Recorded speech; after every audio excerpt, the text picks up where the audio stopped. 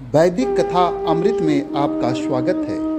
आज की कथा है विदग्ध माधव नाट्य प्रस्तुति श्री रूप गोस्वामी कृत, जिसमें प्रथम अंक है वेणुनाद विलास। इसमें राधा कृष्ण के पूर्व राग का निर्देश है। तो आइए हम लोग प्रथम अंक का कथासार का पाठ करते हैं। इस कथासार शुरुआत करने के पहले चैतन्य महाप्रभु से हम लोग सब लोग प्रार्थना करेंगे कि वह हमारे हृदय में प्रकाशित हो। हरे कृष्ण। नांदी पाठ के अनंतर सूत्रधार रंगमंच पर उपस्थित होकर सूचित करता है कि विभिन्न दिशाओं से वृंदावन दर्शनार्थ आगत कृष्ण भक्त रसिक संप्रदाय केसी तीर्थ में ठहरे हुए हैं।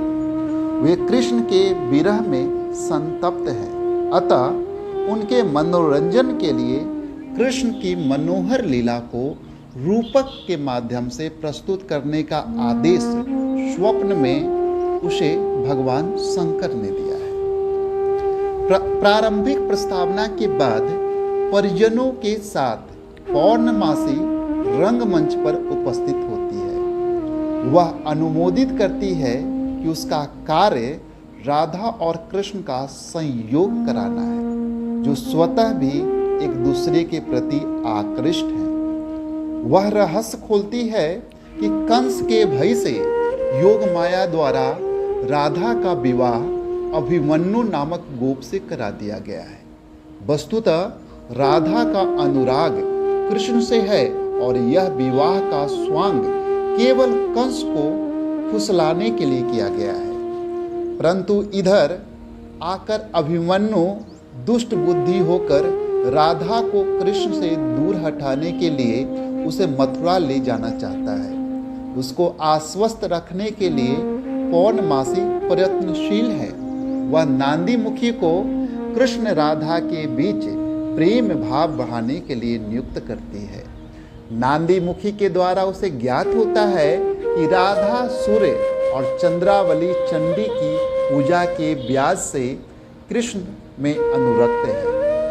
पौर्णमासी विशाखा को श्री कृष्ण का चित्र बनाकर राधा को आनंदित करने का संदेश नांदी मुखी द्वारा भिजवाती है और मंच पर कृष्ण के आगमन की सूचना देकर चली जाती है। इसके बाद नंद और यशोदा के साथ कृष्ण प्रविष्ट होते हैं। यशोदा से वार्तालाप करते हुए नंद कृष्ण के लिए वधू खोजने का आग्रह करते हैं, परंतु यशोदा उन्हें आयु में छोटा कहकर टाल देती है। और कृष्ण के आग्रह पर वे दोनों पीछे लौट जाते हैं और वृंदावन के मनमोहक वातावरण से भावाभिभूत होकर कृष्ण बंसी बजाते हैं। बलराम और मधुमंगल इस अलौकिक वेणुनादन की प्रशंसा करते हैं। देवतागण भी इससे आकृष्ट होकर भूमि पर उतर आते हैं। श्रेष्ठ जनों के बीच विहार करने में संकोच का अनुभव कर कृष्ण वृक्ष की ओट में मधुमंगल के साथ चले जाते हैं और वृंदावन की बसंत श्री का वर्णन करते हैं। परंतु मधुमंगल मिष्टान के लोभ का संवरण न कर लताओं से लड्डू मांगता है। उसी समय लड्डू लेकर पौर्णमासी प्रवेश करती है। वह सूचित करती है कि यह लड्डू राधा अभिमन्यु के विवाहोत्सव का है। राधा का नाम सुनकर संकुचित होकर प्रसंग बदलते हुए भगवान कृष्ण उसे वृंदावन के फूलों को तोड़ने से मना करने को कहते हैं। पौर्णमासी अपनी असमर्थता प्रकट करती है। कृष्ण और मधुमंगल की परस्पर गूढ़ोक्ति से पौर्णमासी राधा के प्रति कृष्ण के गहरे प्रेम को भाप लेती है और कृष्ण के आग्रह से बलराम अपने मित्रों के साथ चले जाते हैं और कृष्ण मित्रों से राधा की बात करते दूसरी ओर प्रस्थान कर जाते हैं। इसके बाद ललिता के साथ राधा आती है। वार्तालाप के क्रम में वह वृंदावन का संकेत करती है। ललिता वृंदावन का संबंध कृष्ण से बताती है।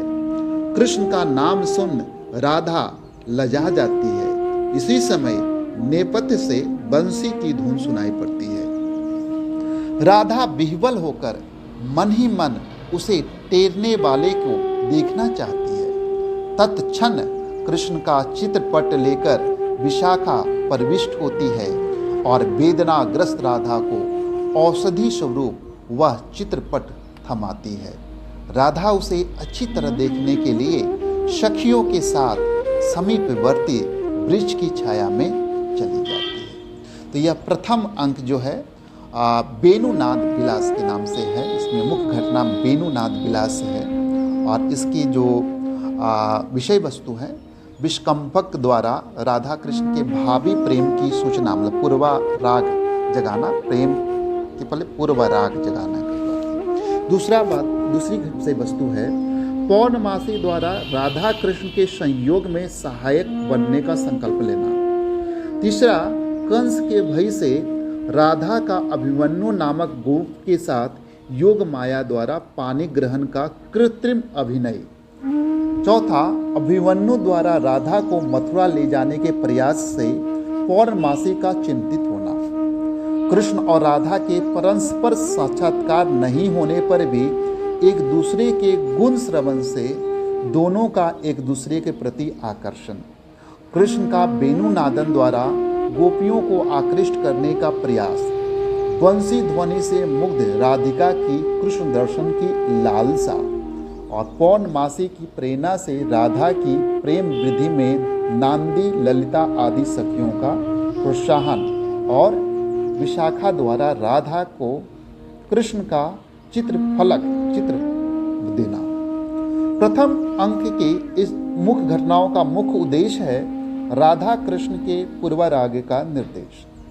इस पूर्व राग को प्रकट करने के लिए नाटककार श्री रूप गोस्वामी ने विशेष रूप से 3 घटनाओं की योजना की है। पहला, राधा कृष्ण का परस्पर गुण कीर्तन श्रवण। दूसरा, कृष्ण का वेणुनाद और तीसरा, विशाखा का चित्रपट दान। ये तीनों घटनाएं राधा कृष्ण के पूर्व राग की पृष्ठभूमि में सहायक होती है।